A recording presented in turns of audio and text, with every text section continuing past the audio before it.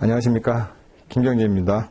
오늘은 이제 파트 6 리스크 관리 446페이지 해보겠습니다.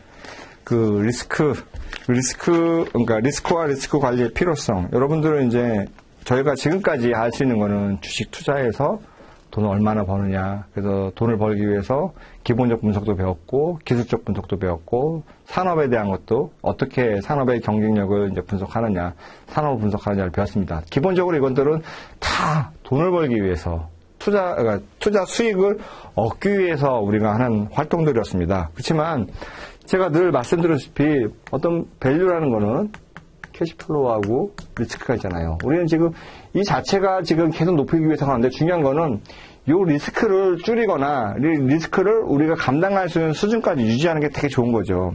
예를 들어 A라는 투자안이 있고 B라는 투자안이 있어요. 똑같이 100을 벌어요. 이렇게 하죠. 100을 벌고 마이너스 500을 잃어요. 얘도 100을 벌고 마이너스 50을 잃어요. 이 100을 벌 확률이 1000을 번다고 하죠. 1000을 벌면 10%고 90%예요. 얘는 100을 벌 확률이 80%고 50을 잃을 확률이 20%예요. 그럼 어떤 걸 할까요? 사람들이 성향에 따라 다르지만 위험 관리 하려면 아무래도 위험이 확실시 되는 건 안 하게 되잖아요. 위험이 덜 확실시 되는 거, 이런 걸 하는 거잖아요. 위험 관리는 내가 어떤 걸 더 많이 벌 것인가라는 측면보다는 내가 얼마나 적게 잃을 것인가, 내가 감당할 수 있는 그 손실의 수준은 얼마인가, 이쪽에 더 포커스가 되어 있다고 보시면 됩니다. 그래서 리스크의 정의 보시면 뭐 다른 거 없이 보시죠. 446페이지에 첫 번째 줄 마지막 끝에 첫 번째 줄부터요. 리스크는 미래 수익의 불확실성이다. 예를 들어 그래서 리스크를 할 때 우리 밸류에이션 베리언스라는 걸 했잖아요. 베리언스가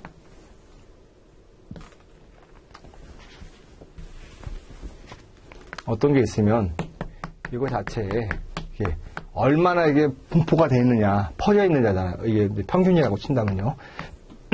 이거에 플러스 마이너스가 얼마나 퍼져 있느냐를 봤는데, 이게 이제 크면 클수록 베리언스가 크다, 그러니까 분산이 크다, 리스크가 크다라고 한 거잖아요. 불확실성이니까요. 불확실성이라는 거는 우리가 10을 원했지만 20이 되거나 10을 원했지만 0이 되거나 둘 다 불확실성이죠. 우리는 이걸 기대했지만. 근데 현실 세계에서 리스크는 어떻게 돼요? 정규 분포가 있어요. 여기가 토준정규분 0이에요. 여긴 플러스고 여기 마이너스잖아요. 그러면은 이 플러스 쪽도 사실은 리스크지만 현실에서 우리 플러스는 리스크를 안 본다.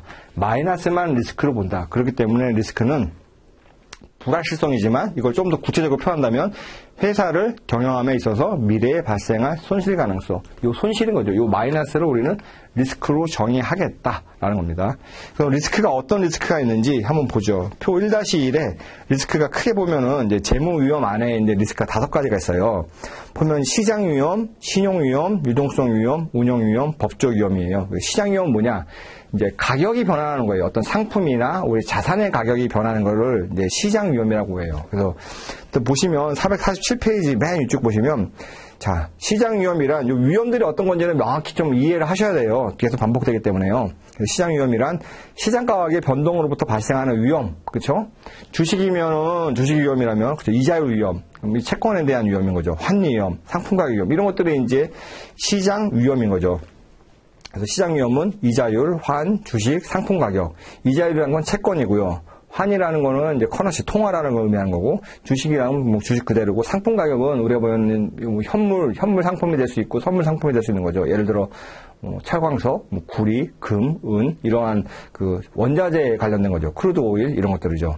이런 것들에 대한 이제 시장 가격이 변함에 따라서 발생할 수 있는 위험. 우리가 이제 예를 들어, 이런 게 있다고 쳐보죠. 이제 100인데 10원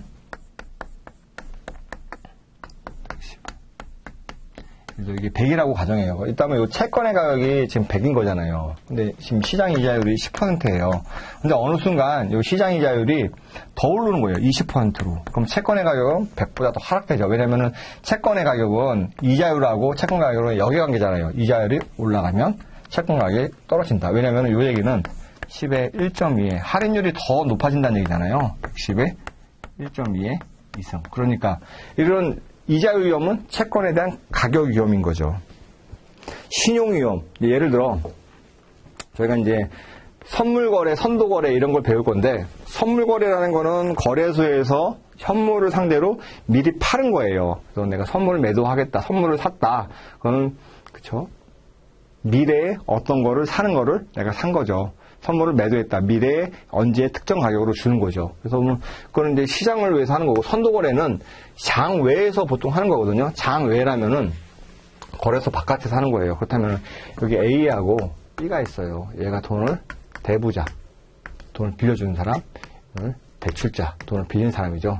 얘한테 10억을 빌려주기로 했어요. 이자율 5%에 3년. 그렇다면 신용위험이 생기는 거예요. 내가 A와 B한테 돈을 빌렸지만 과연 만기 때 얘가 10억을 줄 수 있을까? 퀘션인 거죠.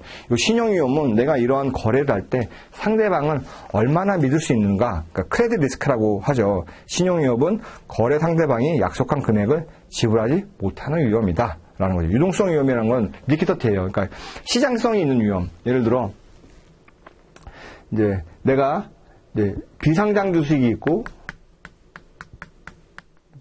하나는 상장 주식이 있어요. 상장 주식은 매일매일 거래가 되잖아요. 그러니까 내가 1,000원에 사더라도 플러스 마이너스로 이렇게 가격 자체가 거의 연속적으로 있는데 미상장 주식은 1,000원에 사더라도 가격이 그 다음에 뭐 1,500원 팔려면은 마이너스 500원, 플러스 500원 이렇게 호가들의 차이가 클 수 있잖아요. 이런 식으로 내가 팔고 싶을 때 팔지 못하고 사고 싶을 때 사지 못하는 거를 유동성 위험이라고 합니다. 그래서 유동성 위험은 포지션을 마감하는 데 발생하는 비용의 위험이다. 그래서 기업이 소유하고 있는 자산을 매각하고자 하는 경우 매입자가 없어 매우 불리한 조건으로 내가 팔고 싶은데 팔 사람이 없어서 1,000원짜리를 상장 주식이면 예를 들어 1,010원에 팔거나 1,010원에 사거나 990원에 팔 수 있는데 얘는 1,500원에 팔거나 1,500원에 사거나 500원에 팔아야 되는 거죠. 이런 식으로 그 가격의 비드 에스크 스프레드 차이가 이건 크고 이건 매우 작잖아요. 이런 식으로 비드 에스크 스프레드 차이가 너무 크게 되면 매도호가 매수호가 차이가 너무 크게 되면 유동성 위험이 크다는 걸 의미한 거죠. 여기서 좀 어려운 용어보다 좀 직관적으로 이해가 안 가는 용어가 있는데 포지션을 마감하는 거잖아요. 포지션이라는 건 내가 매수한 거냐, 매도한 거냐, 이걸 마감한 거예요. 내가 바이 포지션이에요. 그럼 어떤 물건을 지금 갖고 있는 거잖아요. 이 포지션을 마감한다는 건 뭐예요? 내가 분명히 셀해야 되는 거예요. 판매하는 사람. 내가 셀하는 거예요. 내가 사고 싶은 사람이에요. 이 포지션을 마감하려면 난 바이를 해야 되잖아요. 이런 식으로 내가 현재 셀이냐, 바이냐, 그러니까 물건을 갖고 있느냐, 가져야 되느냐, 이거를 마감한다는 건 이거의 반대 거래가 이루어진다는 의미입니다. 운영 위험이란 부적절한 내부 시스템 관리 실패, 잘못된 통제 이런 거고 법적 위험이라면 계약을 집행하지 못하는 위험. 내가 계약서대로 예를 들어 당신한테 채권 받을 게 있습니다. 근데 계약서대로 당신이 이행하지 못했으니까 원금 100원에다가 이자 10원을 주십시오. 이게 계약 위험이잖아요. 계약서를 갖고 왔는데도 불구하고 나 못해 하고 상대방이 계약을 집행하지 못하는 거. 아니면은 이 계약 자체가 법률이 바뀌어가지고 더 이상 유효하지 않은 거. 이런 식으로 법률과 관계된 위험을 이제 법적 위험이라고 할 수 있습니다. 이제 좀 재밌는 얘기를 좀 해드릴게요. 이제 지금 하는 얘기는 그냥 옛날 얘기 듣듯이 쭉 들으면 돼요. 근데 이것도 이제 시험 문제 나와요. 대표적으로 우리가 이제 그 리스크 관리에 실패한 3가지 예를 나오게 돼요.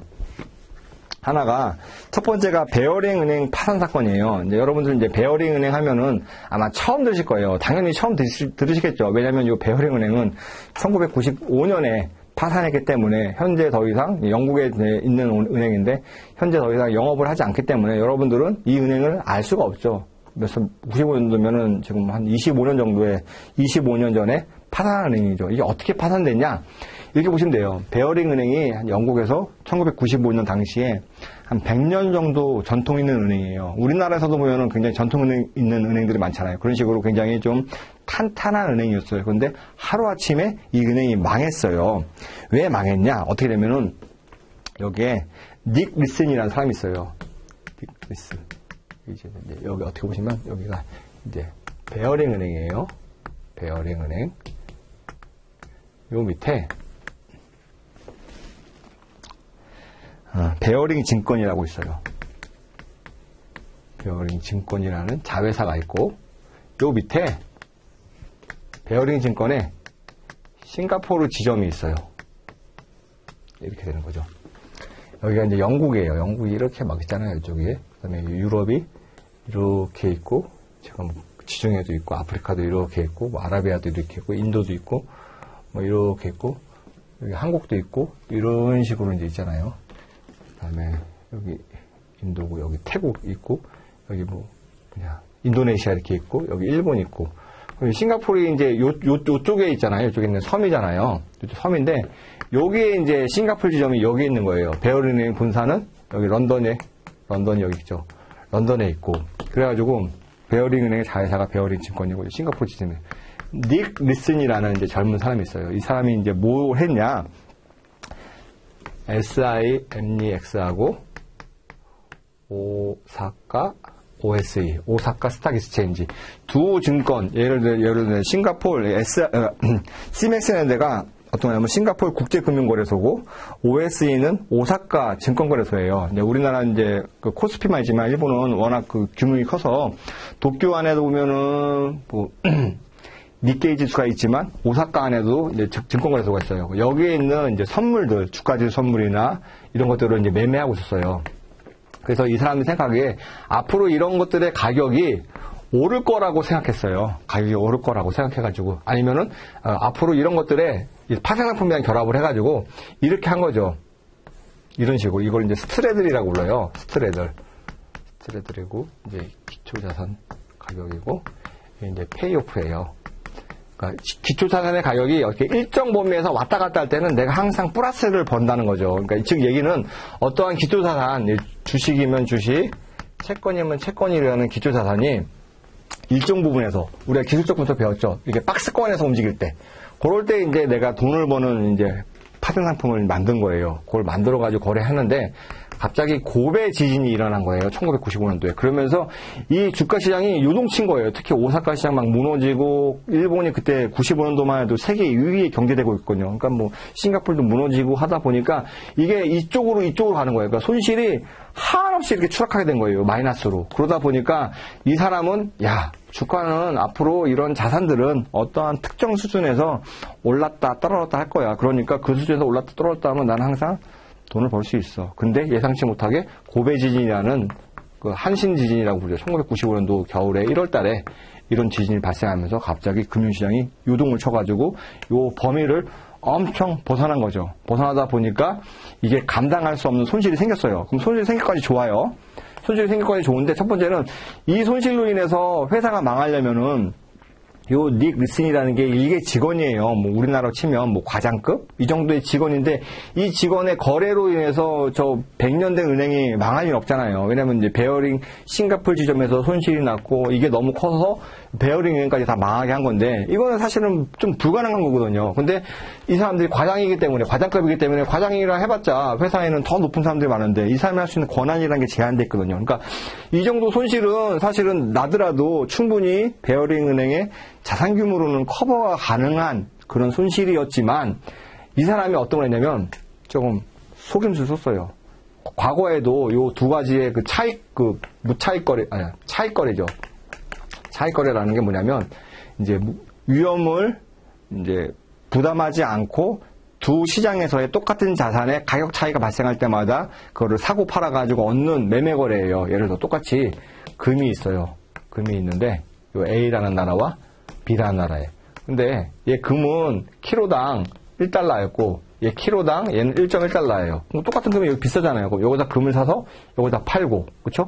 계속 금을 사서 파는 거죠. 그러면은 똑같이 1달러짜리 사가지고 1.1달러를 파니까 금 예를 들어 1kg에 0.1달러씩 계속 돈을 버는 거죠. 언제까지? 요 두 개의 금 가격이 같아질 때까지. 이런 식으로 이제 차익 거래를 통해 가지고 닉 리슨이라는 사람이 이제 돈을 벌었어요. 그러니까 차익 거래로 인해서 돈을 벌어봤자 많이 못 벌거든요. 왜냐면 그런 기회가 많이 존재하지도 않고 또 닉 리슨이라는 사람한테 차익 거래 하려면 이게 0.1을 걸어야 되잖아요. 1kg에. 그러면 이거를 얘한테 주어진 거는 10kg밖에 주어지지 않는 거예요. 그러면은 많이 벌어야지 일부를 벌 텐데 엄청나게 이거 이상으로 많이 벌었다면 얘가 베팅한 돈이 엄청나게 크다는 거죠. 그러니까 이 닉 리슨이라는 사람도 사실은 자기한테 허락되지 않은 금액 이상으로 몰래 한 거예요. 그게 뭐냐면 회사 내 내부 통제나 이 시스템을 무시하고 자기가 몰래 가짜 장부를 만들어가지고 이런 거래를 한 거죠. 그래서 마이너스가 난 거는 가짜 장부에 기록하고 플러스가 난 거는 자기 진짜 장벽에 기록해가지고 자기가 매우 이런 트레이딩을 잘한 것처럼 속여가지고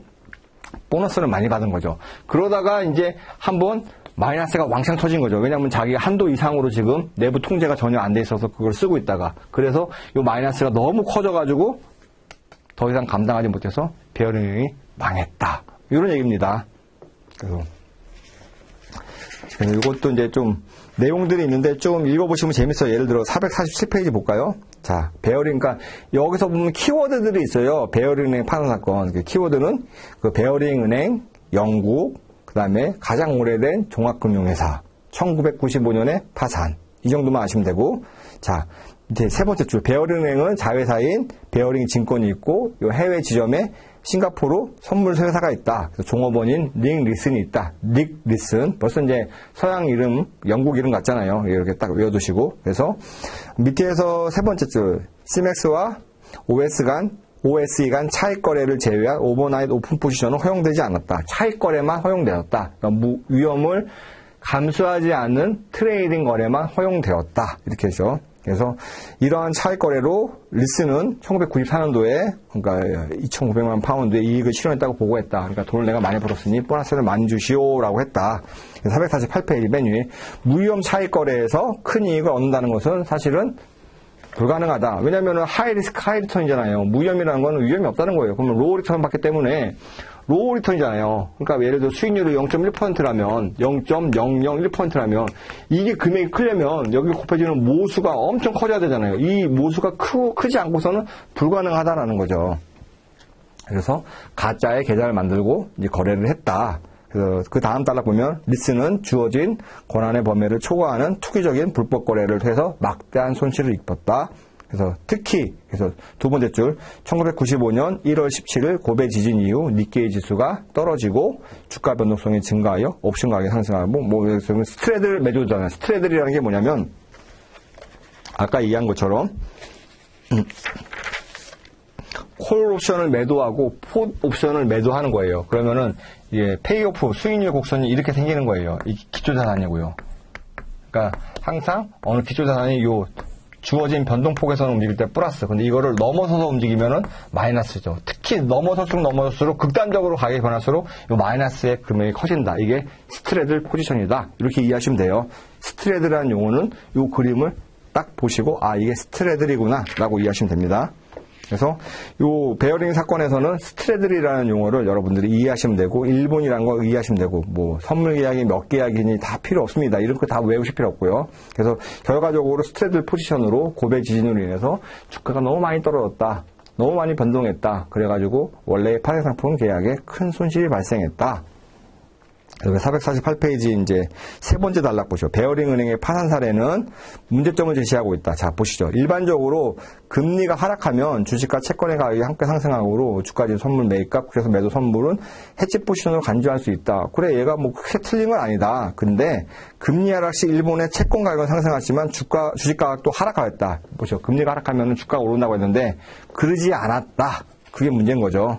그래서 자기가 생각한 거 예상하는 방향의 반대 방향으로 움직였다. 그래서 손실이 많이 났다. 이적하시면 됩니다. 그래서 스트레들 매도 전략은 주가 지수가 안정적인 경우에 이 얘기가 가격의 진폭이 크게 변하지 않는 경우에는 이익을 얻지만 주가 지수가 급등하거나 그렇죠?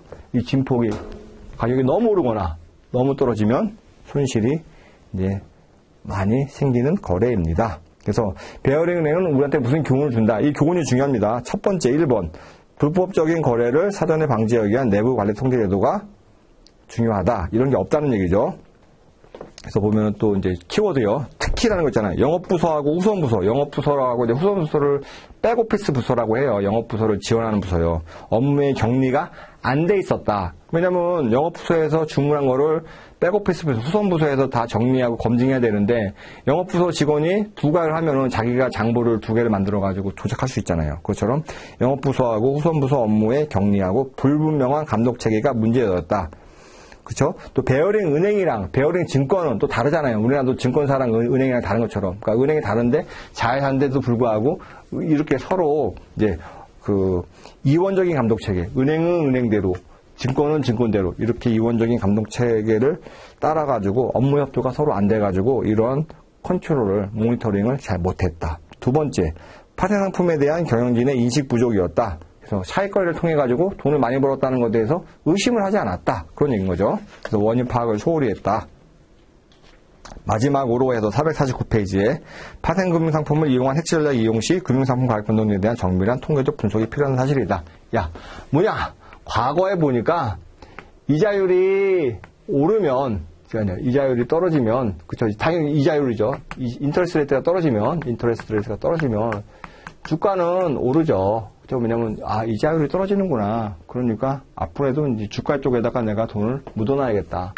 채권 가격은 이자율 떨어지면 오르죠. 이런 게 일반적인 건데, 과거 통계 보면 이자율이 떨어질 때 주가가 떨어지는 경우도 있더라. 그러니까 이 사람은, 닉 리스라는 사람은 그냥 일반적인 경우만 고려해가지고 라이브하게 이제 투자를 한 건데, 실질적으로 통계적으로 분석해보면은 이자율이 떨어질 때 주가도 떨어지는 경우가 이때더라. 이런 식으로, 통계적 분석을 잘 못했다. 이런 식으로 이제 이해하시면 될 것 같습니다. 자, 두 번째. 메탈게젤 샤프트사, 그쵸? 이제 이름만 딱 들어도 이제 독일계 회사잖아요. 그래서 이제 메탈게젤 샤프트사 딱 하면은, 키워드가 독일의 어떤 회사냐? 이제 정유회사다. 정유를 판매하는 회사. 그래서 MGRM이라고 합니다. 이제 1993년이에요. 이 정유회사는 이제 미국에다가 이제 석유를 공급하기 위해서 굉장히 큰 거래를 텄다. 10년간 고정 가격으로. 뭐냐면은, 10년간 고정 가격이라면은, 10년 동안 가격이 오르든 떨어지든 나는 이거에 대해서 아무런 조치를 취하지 않고 맨날 약속한 가격으로 원유를 팔겠다는 거예요. 그렇죠? 그렇다면 이게 리스크가 존재하는 거잖아요. 원유를 팔겠다. 예를 들어 MGRM이 있고, 여기 미국 고객이 있잖아요. 10년간 고정 거래다. 예를 들어 배럴당 $10에 팔겠다. 이렇게 파는 거고, 얘는 이제 $10를 주는 거고, 이런 거죠. 이제 원유를 주는 거죠. 이렇게 파는데, 첫 번째, 원유 가격이 11불이 되면 어떻게 돼요? 나는 11불에 사다가 10불에 팔아야 돼요. 그러면은 마이너스 1불 손해예요. 두 번째로, 원유 가격이 9불이 되면 나는 9불짜리 10불에 계속 파는 거예요. 그럼 나는 플러스 1불. 이득이에요. 그러니까 MGRM 사 입장에서는 원유 가격이 오르면 손실인 거예요. 떨어져야 돼요. 그렇기 때문에 이게 뭐냐면 MGRM은 이런 거죠. 원유 가격이, 이거를 반대로 하면 이거죠. 선물 가격이라면, 그렇죠. 이게 원유 가격이라면, 원유 가격이 올라가면 나는 마이너스가 나는 거죠. 여기 0이니까. 원유 가격이 떨어지면 플러스예요. 이런 거니까 이런 거를 해치하려면은 반대에 선물 거래를 하는 거죠. 선물 거래를 지금 매도한 거고, 매수하는 선물 거래를 하면은 이게 0을 포지션으로 해서 일정하게 이렇게 이제 가야 되는데, 이런 거래를 하는데 문제는 10년간 거래잖아요. 그렇죠? 그러면 10년이란 만기에 맞는 선물 계약을 해야 되는데, 문제는 시장에서 만기가짜리 10년짜리 선물은 없거든요. 길어야 1년짜리거든요. 그러니까 이 사람은 이렇게 한 거죠. 내가 10년 동안 이 거래를 유지하기 위해서 1년, 2년, 3년, 4년, 5년, 6년, 7년, 8년, 9년, 10년이 있는 거죠. 8. 10년 동안 이게 계약하기 위해서 나는 1년짜리, 여기는 선도 계약인 거죠. 왜냐면 둘이 하는 거고, 여기서 이제 선물 계약인 거죠. 선도 계약이 있으면 뭐라고 했죠? 신용 리스크. 둘 중에 하나가 너무 손실이 크게 나면 한쪽이 못한다 그러거든요. 선물. 이런 식으로 이제 이거를 롤오버 하는 거죠. 이런 식으로. 그래서 나는 이렇게 롤오버 해가지고, 이런 식으로 수익률을 조합해서 이렇게 수익률을 일부 플러스, 예를 들어 뭐, $1씩 매년 플러스를 낼 수 있습니다라고 했는데, 문제는 이 롤오버 하는 기간에 선물과 현물 가격이 달라져가지고 마이너스가 생길 수 있고, 또 선물이란 건 뭐가 있냐면 어떤 가격 밑으로 넘어가요. 그럼 내 손실이 예를 들어 마이너스 뭐 100 이상으로 100불 이상 하면은 그때부터 선물 거래에서 마진콜이라고 불러요. 너 지금 거래하려면은 너 증거금이라는 게 부족해. 증거금을 더 넣어. 그래가지고 이런 자금에 대한 압박도 존재해요. 만약에 요 롤링하는 시점에서 선물 가격과 현물 가격이 달라지면. 그리고 선물 가격과 현물 가격이 보통 하면은 현물 가격이 좀 비싸요. 현물 가격이 있고 일반적으로 선물 가격이 있어가지고 가격이 이렇게 되는 거죠. 이렇게 되고 이거는 이제 현물 가격. 선물 가격은 이렇게 돼가지고 이게 만기예요. 만기 시점에서 서로 만나야 돼요. 요거 이제 현물 가격과 선물 가격의 차이를 이제 베이시스 위험이라고 하거든요. 베이시스 위험인데 그래서 이게 만나야 되는데 갑자기 이제 선물 가격이 이렇게 되면은 현물 가격이 이렇게 점점 떨어지고 있으니까 되는데 반대로 될 때가 있어요. 이런 식으로 이제 현물 가격이 떨어져요. 그럼 현물 가격이 떨어지면 손실이 계속 나는 거잖아요. 나는 선물을 팔았으니까요. 그러니까 그 손실이 나기 때문에 여기서 계속 은행에서 거래소에서 마진콜을 요청하는 거죠. 야, 너 계속 손실이 나. 돈 부어. 그러니까 얘는 두 가지죠. 첫 번째는 해지할 때 현물하고 선물 가격이 좀 차이가 나면서 손실이 나는 거, 이득이 나는 거, 이런 수 있고, 이런 위험도 있고. 두 번째는 중간에 현물이 보통 선물보다 가격이 높아야 되는데 그렇지 않아가지고 내가 손실이 나면서 마진콜을 당할 수 있죠. 이게 이제 자금 위험이 또 생길 수 있죠. 그런 이제 큰 두 가지 리스크를 이제 껴안고 있는 거죠. 그래서 이제 그 MGRM사는 이거는 석유 관련된 선물 때문에 생기구나. 그래서 장기 선물과 장기 계약을 단기 선물로 해지하기 위해서 그 과정에서 선물을 해지하는 과정에서 생겼구나. 이렇게 보시면 됩니다. 그래서 449페이지를 또 보시면, 그래서 두 번째 줄, 이제 1993년 여름에 미국 내 석유 구매업자에게 향후 10년간의 고정 가격으로 이제 1억 6천만 배럴의 석유 제품을 공급하다는 장기 선도 공급 계약을 체결하였다. 아까 선도 공급 계약, 선도 계약과 선물 계약의 차이를 말씀드렸죠. 선도 계약은 거래소를 끼지 않고 당사자끼리 하는 거고, 선물 계약은 거래소를 매개로 하는 거예요. 그래서 내가 선물을 구입해도 이걸 누가 팔았는지 난 알 수가 없어요. 그러니까 주식을 사는 거, 파는 거랑 똑같은 것처럼요. 그러니까 거래소 역할은 서로의 이런 신용 위험을 줄여주는 거죠. 한쪽이 너무 크게 이익받으면 한쪽이 파산해버리잖아요. 이거를 이제 막아주는 거고, 그 막는 그 증거금 제도가 이런 거를 막아주는 거죠. 왜냐면 망하기 전에 미리 돈을 채워놓으라고 요구를 하니까요. 그래서 처음에는 이걸 다 바람직한 계약으로 여겼죠. 그렇죠? 그래서 넘어가시면 450페이지. 그 위에서 두 번째 롤링 해지 전략. 롤링 해지 전략이 이렇게 매년마다 롤하는 거죠. 롤오버 하는 거죠. 선물 계약을 새로 사가지고. 이런 전략이 단기 선물 가격이 장기 선물 가격보다 높으면 이걸 백어데이션이라고 하는데, 이익이지만 낮다면 손해가 발생한다. 즉 높은 가격으로 선물을 매입한 후 만기가 도래한다. 그러니까 일반적으로 이렇게 해야 되는데 반대로 돼가지고 좀 손실이 많이 봤다. 그래서 추가 증거금, 그러니까 추가적으로 계속 손실을 보니까 은행에서 이제 거래소에서 이제 증거금을 내라라고 말을 하는 거죠. 그래서 추가 증거금의 누적과 이제 손실 발생에 따라서 1993년에 자금 사정이 악화되었다. 그래서 단기 선물 가격이 장기 선물 가격보다 낮게 형성되어 선물 계약 갱신 시 추가 자금이 필요했다.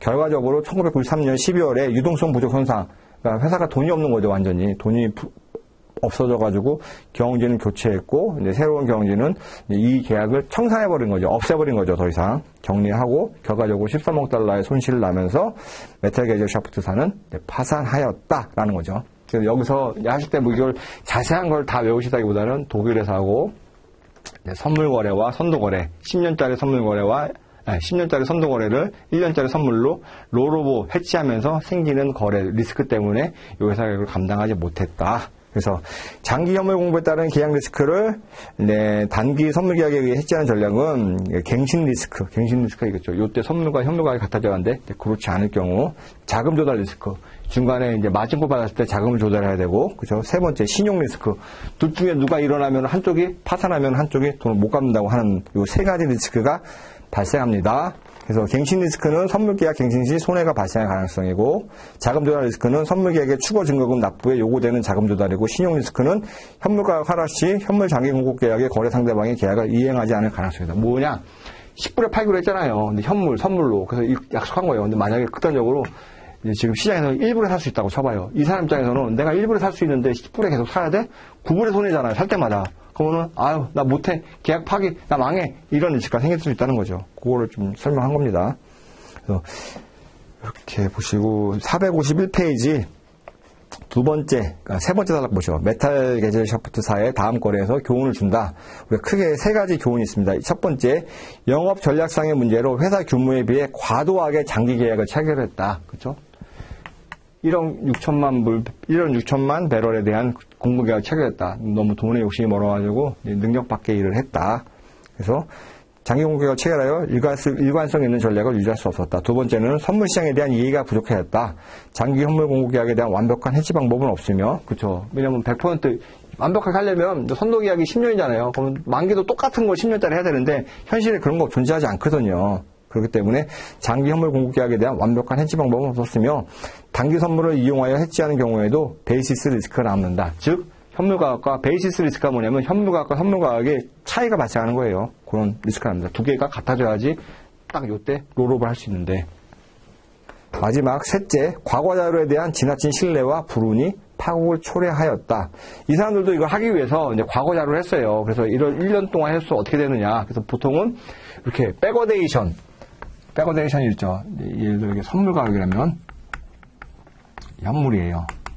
이게 이제 백어데이션이에요. 선물 가격이 높다가 이렇게 딱 만난다. 과거에 보니까 대체적으로 그렇다. 이게 백어데이션. 콘텐코는 반대예요.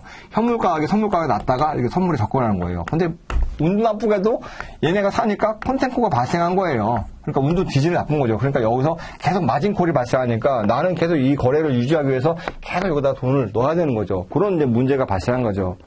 그러니까 과거 자료를 10년치만 자기들은 좀 보고 이제 공부하고 했다. 사실은 이거보다 더 오래 해야 되는 거죠.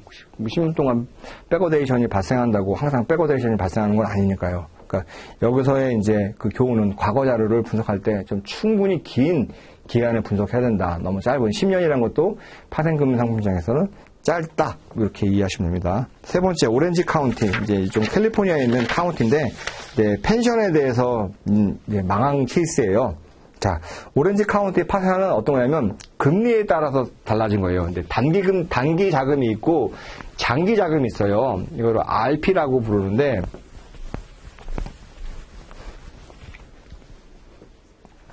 환매조건부 채권이에요. RP라는 게. 환매조건부 채권이라는 게 뭐냐면 내가 이 채권을 구입하고 다시 파는 것.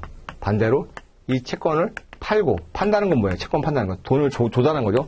다시 구입하는 거. 환매조건부니까 다시 파는 거를 이제 약속하고 나서 자금을 조달하는 거죠. 어쨌거나 이런 것들은 보통 이제 단기 자금에 속해요. 그래서 어떤 일이 있었냐면 캘리포니아에서 그 당시에 이자율, I라는 게 보면 이제 단기 차입이 있고 장기 차입이 있어요. 차입도 있고 장기 투자라고 하죠. 단기 투자. 단기 투자가 있고 장기 투자가 있었어요. 이자율이 장기 투자가 좀 높았다.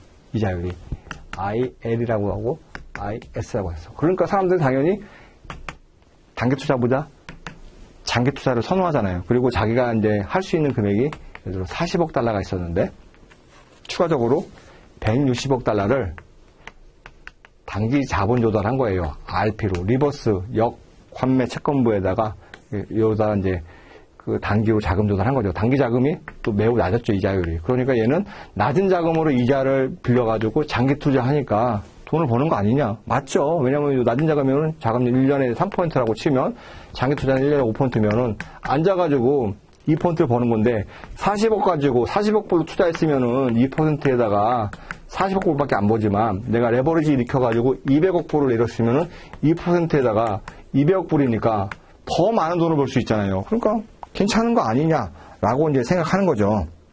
근데 문제는 이자율이 오른 거예요. 이자율이 오르면은 장기 투자자 채권값이 어떻게 될까요? 이게 더 높기 때문에 이자율에 대한 위험 부담이 훨씬 크거든요. 더 많이 떨어져요. 얘는 조금 떨어지고. 그러니까 장기 투자 여기서 손실이 난 거죠. 이자율이 많이 오르니까. 채권을 사놨으니까요. 손실이 나고, 이자율이 오르니까 자금도 같이 올려내는 거예요. 그러니까 손실 나고, 손실이 확대되고, 나의 그 조달 비용도 같이 증가하고, 그러니까 나는 이중고, 마이너스가 두 개 생긴 거죠. 이중고로 더 힘들어지는 거죠. 그래가지고 망했다라는 거죠. 이거는 이제 무리하게 차입을 해가지고 이자율에 따라 이제 장기 상품에 투자를 한 것입니다. 그렇게 이해하시면 됩니다. 그래서 452페이지 보시면, 사이트로는 리버스 리퍼체스 어그리먼트 역환매 조건부 채권이죠. 이용하여 125억 달러를 추가로 차입하여 총 200억 달러를 만든 다음에 4년 만기 노트에, 채권이라고 보시면 돼요. 노트라는 게 4년 만기 채권에 투자하였다. 당시에는 차입이자율은 단기이자율이 낮았고, 제가 설명드린 것처럼 낮았고, 그다음에 장기이자율이 높아가지고 높아서 레버리지 전략으로 이제 차입해서 이제 자금 조달을 많이 일으킨 전략으로 많은 이익을 얻을 수 있는 상황이었다. 그러니까 그렇게 나쁘게 한 건 아니다. 이렇게 보시면 되죠. 근데 문제는 1994년부터 2월부터 이자율이 오르기 시작해서 이러한 레버리지 전략은 대규모 손실을 가져왔다. 그래서 마진콜이라고 해서 1년 내내 손실이 계속 받으니까 1년 내내 돈 넣으시오라고 얘기한 거죠. 결과적으로 이제 1995년도에 이제 파산을 선언했고 손실을 16억 4천만 달러 발생했습니다. 그래서 여기서 이제 저희가 이제 우리가 이제 알아야 될 게 뭐냐면 이제 왜 그러면 이렇게 문제가 발생했느냐. 자, 어쨌거나부터 보죠. 사이트론의 실수는 포지션을 만기까지 보유함으로 손해가 없다고 주장한 점. 즉, 정부의 회계 규정에 의하면 회계상의 손실을 보고하지 않아도 되므로 포지션상의 시장 가격을 보고하지 않음에 따라 손실이 누적된 거. 그러니까 만약 중간중간에 계속 손실을 보고했다라면은 이걸 가지고 감사가 오든 뭐 할 텐데 그 당시에는 규정상 그런 거를 할 필요가 없었다. 그러니까 지금 통제가 잘 안 되고 있었다는 거죠. 손실이 누적된 거고요.